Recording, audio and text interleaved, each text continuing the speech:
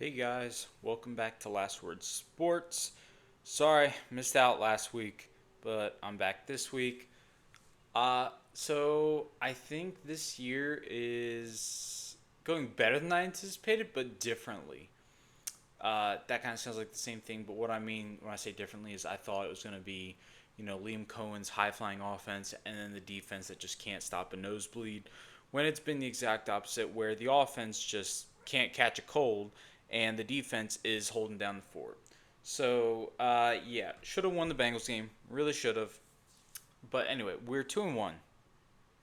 And last week against the Texans, I really thought we were going to come out and have a great offensive day.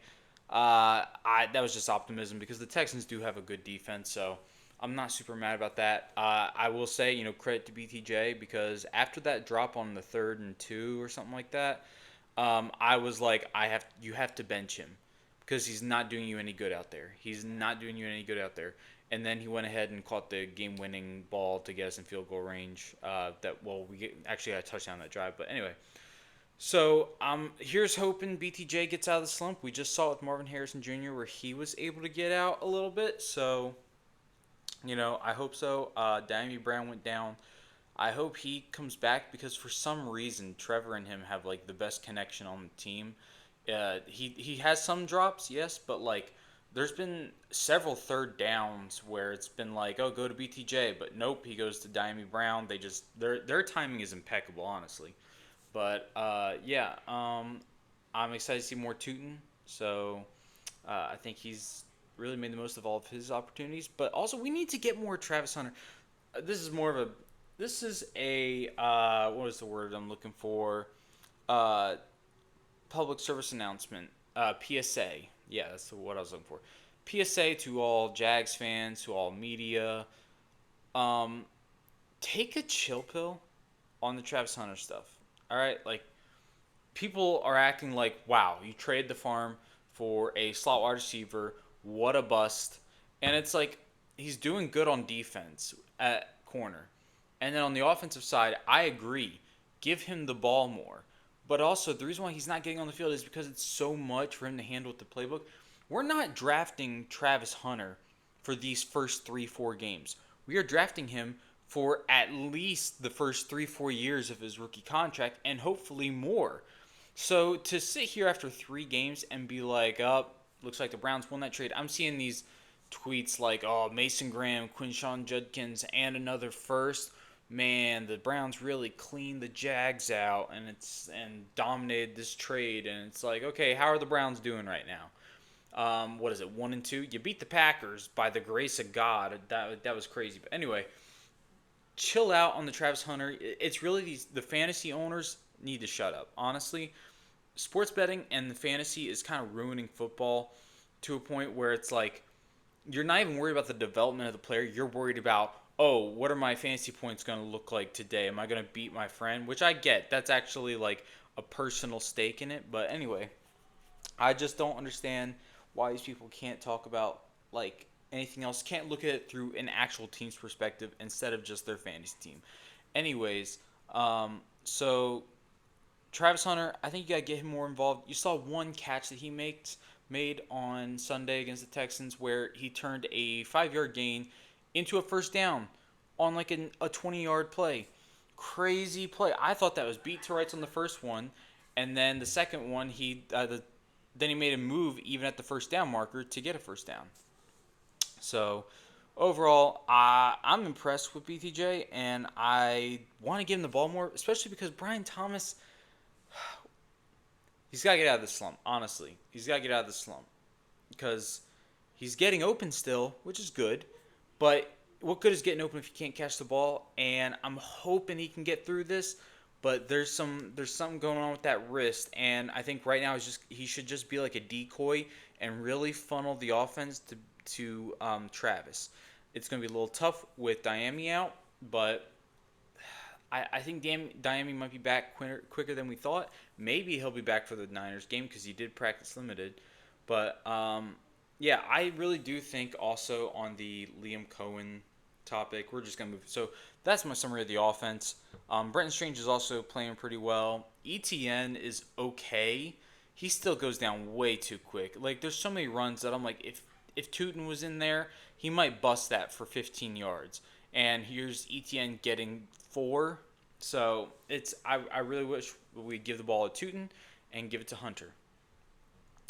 Britton Strange playing pretty well. I like him. He might have a big game. I'm very interested to see if you remember when the Buccaneers with Chris Godwin got hurt and Mike Evans got hurt. Liam Cohen took that opportunity to funnel the ball more through Bucky Irving and Cade Otton. So if there are these injuries to BTJ, to Diami Brown, this might be less of a Parker opportunity and more of a Brenton Strange opportunity where we do see more red zone targets go his way, more of the third down targets go his way. So if Brenton Strange is available in your fantasy league, not to go into fantasy, because we just, I just ridiculed it. But if he is available, I'd say pick him up because I think there's going to be some ample opportunities for him. So that's the offense. Honestly, this week, though, against the 49ers, after I was kind of like, Jags always suck against the 49ers. Always. As long as I can remember, it's always been that's a blowout. It's a blowout. I don't remember the last close 49ers game we ever played. I think I heard that last time we beat them was in 2005, and we've never beaten them in San Francisco. So take that for what it's worth. So I would just say I was thinking like this is just going to be a blowout probably. Well, if Mac Jones plays, maybe we have a chance because it's in San Francisco. I don't know. It's messy. And Liam Cohen, he broke a trend with the Jaguars where he beat the Texans when they had won like 7 straight times in Jacksonville. And he did it in a very ugly game that Jacksonville would normally lose. So I'm like, okay, if I look at this regime that says they're a new regime and things do look and feel different, you want to be different? Go beat the 49ers. Go beat the team that we can never beat. Go win a game on the West Coast. We can never win a game on the West Coast. So I'm excited. And I was like, that's what I was thinking. It's like, okay, if you want to be different, go be different. And then I saw Robert Saleh say the thing about science thing, which I didn't take as like, oh, he's taking a shot at our team. He said it in a very complimentary ways. Like he has them on their, has them crossing their T's, dotting their I's. They're on their P's and Q's over there. They know what the hand signals our defense uses is for. That's not cheating. And he even says it's legal. So when I heard that, and I was like, oh boy. And then I saw Liam Cohen's press conference where he says, I just don't want to talk about that right now. He's like, yeah, I don't want to make a comment about that right now. I was like, okay, yeah, the 49ers are cooked. So I think the Jaguars are going to come out and really put on a offensive show. I think it is going to it could turn into a blowout if the 49ers can't keep up. I'll get into that in a second, but offensively, I think you're going to see a lot of points put up by the Jags. I think we'll put up 30, at least 30, maybe more. So, be on the lookout for that. Trevor, I think, will have a big day. Just don't turn the ball over. Defensively, Jordan Lewis, Eric Murray, you're making me look like a fool. You're making me look like an idiot. I hated those signings when they happened. Not because I didn't think Jordan Lewis was a good player. I just didn't think he fit here. Well, you know what? He has shut my mouth, and instead the team fit him instead of him fitting the team. He has been fantastic. He's a great leader. He's been our best corner. I don't care if he's a nickel. He's been fantastic. That was a fantastic interception he had last week.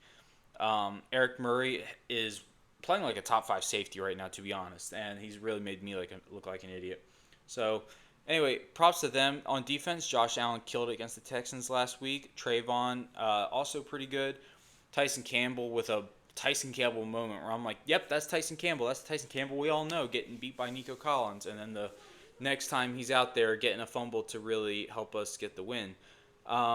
So this week, though, I mean, I was excited to see Mac Jones, to go up against Mac Jones because I really wanted to, crush him. But to be honest, I don't think anything would have hurt more if we had lost to Mac Jones in San Francisco. That dude sucks. So it looks like Brock Purdy's going to be playing. With that being said, I am a little nervous about the defense this week because the Shanahan offense is really known for taking advantage of aggressive defenses. They make you go one way and go the other. And so with that being said, you also have a quarterback who is not like an Anthony Richardson, He's not like an athletic, guy who's gonna miss things. He's gonna catch things like mentally. He's a cerebral quarterback. He really is. And so I think with that being said, he is able to take advantage of those kinds of mishaps. And so I'm looking forward to seeing how the defense adjusts to that. Are they going to still be the same aggressive team that can like get beat maybe by misdirection? I don't know. It's I would I'm a little nervous about the Shanahan offense. I'll just say that. And also, Chris McCaffrey kills us every time we play him. I really don't want to see that. Keep him bottled up. I heard he's lost a step. I didn't watch him, to be honest, this year, but I've heard he's lost a step. I hope so. Kill's out, so we don't have to worry about that guy who absolutely, buries us every time. It's him and Derrick Henry that just have the game of their lives against us. So besides that, Ricky Pearsall, I'm not super scared of. So just keep everything kind of in front of you. Let's make them earn everything they get because they don't have as many weapons as they usually do. And that offensive line is not good outside of Trent Williams. Trayvon, go eat. Trayvon, you're on your 5th-year option. You had that exercise. Go eat, dude. I mean, he had a good game against the Bengals, but like he did have a sack, but I want to see him finishing more plays. I want to like knock Brock Purdy out of the game, not hurt him.